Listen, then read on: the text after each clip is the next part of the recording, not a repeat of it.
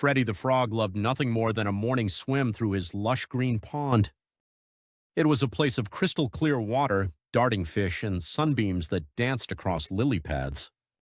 Freddy spent his days leaping from rock to rock, singing with the dragonflies, and chatting with other animals who stopped by the banks. But one day, Freddy came to the water's edge and paused. Something was wrong. The pond, usually sparkling, was clouded and dull. Strange foam gathered near the shore. The usual scent of moss and fresh water had been replaced with a sharp, unpleasant smell. Freddy's heart felt heavy. As he looked around, he realized the fish were swimming slowly, some barely moving at all. Freddy thanked Luna, feeling both wiser and a little sad. But as he hopped home, he spotted Benny the beaver, hard at work repairing his dam. Benny was frowning. The logs he needed were coated with a sticky black goo that made them slippery and weak. It's getting harder to find clean wood, Freddy, Benny said. and I've seen some of the trees along the stream looking sick. The pollution is spreading. Near the edge of the clearing, Sasha the squirrel ran up. I want to help, but I don't know where to start. She said, wringing her paws. Freddy felt a new resolve building inside him. If pollution was hurting his home, maybe he and his friends could do something about it. He gathered all the animals and shared what Luna had taught him. Together, they hatched a plan. The next morning, while fog still curled above the pond, they all assembled. Freddy, Luna, Benny, Sasha, and a dozen other forest creatures, each ready to work.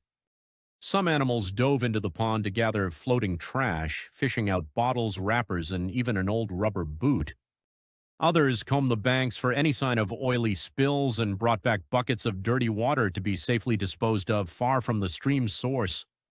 Benny hauled out polluted wood and replaced it with clean branches collected upstream.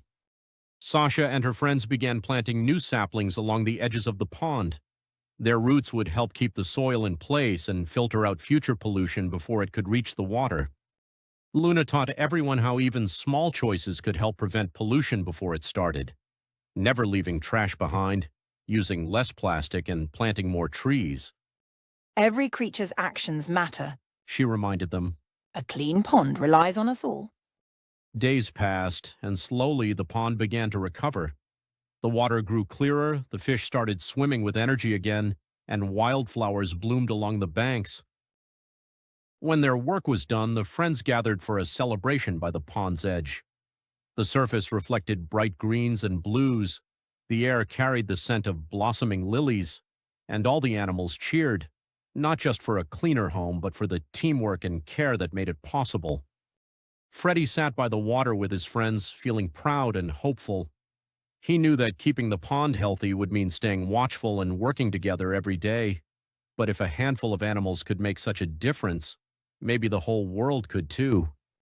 And so, with a promise to always care for their pond and the plants and creatures that called it home, Freddy and his friends looked toward the future, one where every small action made the planet a little brighter. Remember, every effort counts.